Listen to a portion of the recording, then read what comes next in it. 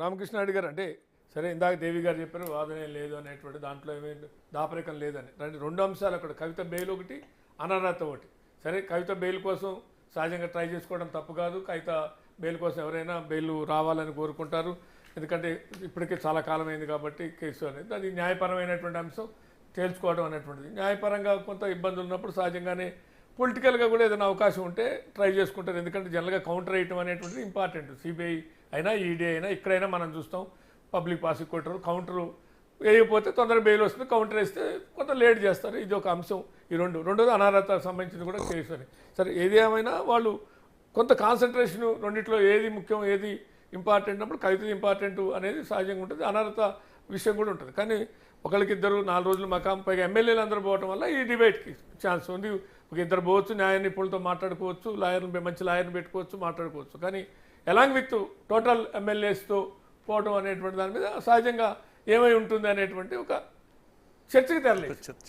Bus ఇక్కడ BJP కూడా కొంత ఏమన్నా బీజేపీతో కూడా ఏమన్నా సంప్రదింపులు గతంలో కూడా ఈ చర్చ ఉంది, చాలా కాలంగా జరుగుతుంది అనుకోండి. బట్ డినే చేస్తున్నారు, బీఆర్ఎస్ డినే చేస్తుంది, బీజేపీ డినే. ఇప్పుడు ఉన్నటువంటి పరిస్థితుల్లో ముఖ్యంగా మనకు అనిపించేది ఏంటంటే కవిత కేసు కోర్టులో ఉన్నమాట వాస్తవం. కోర్టులో ప్రయత్నం చేయడంలో తప్పు లేదు. వాళ్ళు కవితను బయటికి తీసుకురావడం కొరకు కేసీఆర్ కానీ కేటీఆర్ కానీ హరీష్ కానీ న్యాయ నిపుణులతో చర్చించి మంచి అడ్వకేట్స్ని పెట్టుకొని బెయిల్కు ప్రయత్నం చేసుకోవచ్చు. దాంట్లో తప్పు లేదు. ఇంకెవరన్నా సంప్రదిస్తే కూడా సంప్రదించవచ్చు, దానికి కూడా తప్పు లేదు.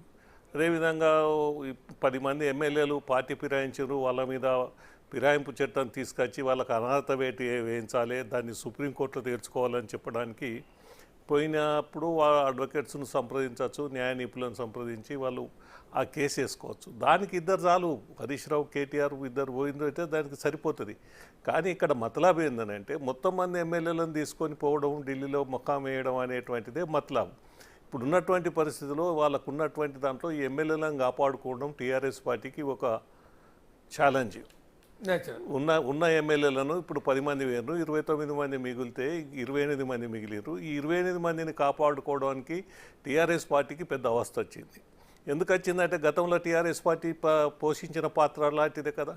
అప్పుడు 2014 ఎన్నికల తర్వాత 63 సీట్లు గెలిచినటువంటి టీఆర్ఎస్ పార్టీ ఆనాడు గెలిచిన టీడీపీ పార్టీని కలుపుకొని కాంగ్రెస్ పార్టీని దెబ్బతీసి ఆ 2 పార్టీలను తెలుసుకొని మళ్ళీ 2018 ఎన్నికల్లో కూడా 83 సీట్లు 85 సీట్లు 88 సీట్లు ఇండిపెండెంట్ 90 సీట్లు గెలిచినా మళ్ళీ కాంగ్రెస్ పార్టీని ఈ విధంగా దెబ్బతీసి విలీనం చేసుకున్నది కదా.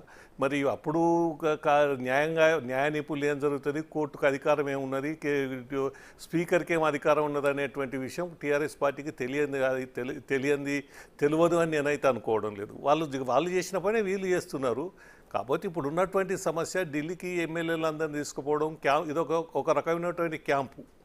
ఈ క్యాంపు ద్వారా ఎమ్మెల్యేలను కాపాడుకొని ఎమ్మెల్యేలకు నచ్చజెప్పి న్యాయ నిపుణుల ద్వారా ఇంకా మిగతా ఎక్కడ మేము వాళ్ళకు ధైర్యం కల్పించడం కొరకు, వాళ్ళకు ఒక విశ్వాసం కల్పించడం కొరకు ఒక ప్రయత్నం చేస్తున్నది టీఆర్ఎస్ పార్టీ అని అయితే నేను అనుకుంటా ఉన్నా. రెండోది కవిత విడుదల కొరకు అనేక రకాలుగా ప్రయత్నాలు చేస్తూ ఉన్నారు. కానీ అందులో మనం ఆలోచించుకోవాల్సింది ఏంటంటే ఢిల్లీ ముఖ్యమంత్రి మనీష్ తివారీ గారు, కేజ్రీవాల్ మనీష్ తివారీ లాయర్ మీరు అనేది ఉప ముఖ్యమంత్రి 2 ఇయర్స్ సిసోడియా, మనీష్ సిసోడియా, ఆయన ఇప్పటి నుంచి 2 ఇయర్స్ నుంచి జైల్లో ఉన్నాడు ఇదే కేసులా. అంత తొందరగా ఆయనకి ఈయన బెయిల్ ఇంత తొందరగా ఈయనకు బెయిల్ ఇస్తుందని చెప్పి నేనైతే అనుకోవడం లేదు. ఈమె పాత్ర పెద్దగా ఉన్న దానిలో అంటే ఇవన్నీ ఉన్నాయి. ఇవన్నీ ఆ బెయిల్ కన్నా ఎక్కువ వీళ్ళు పార్టీని కాపాడుకోవాలి. ఇప్పుడు ఎమ్మెల్యేలను మీరు కూడా ఒక ప్రతిపాదన పెట్టారు అని ఒక బయట